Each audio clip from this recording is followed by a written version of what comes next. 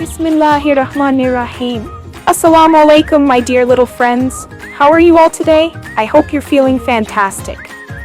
Guess what? Today we have a super fun and exciting lesson from Zara Publications' new Howard series for English Nursery. So are you ready to learn something new and amazing? Let's begin. Activity: sound blending at words. Let's learn how to make at words by blending sounds together. First up, look at this. B plus at equals bat. Say it with me. B at bat. That's a bat used for playing cricket. Now let's try this one. C plus at equals cat. Say it together. C at cat. What a cute little cat. Let's go on.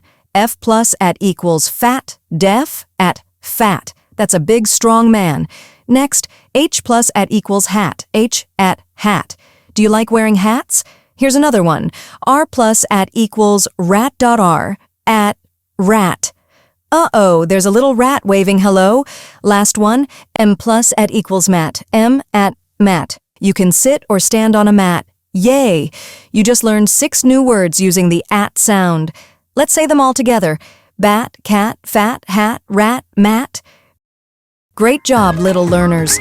Keep practicing blending sounds, and you'll be a word-making star.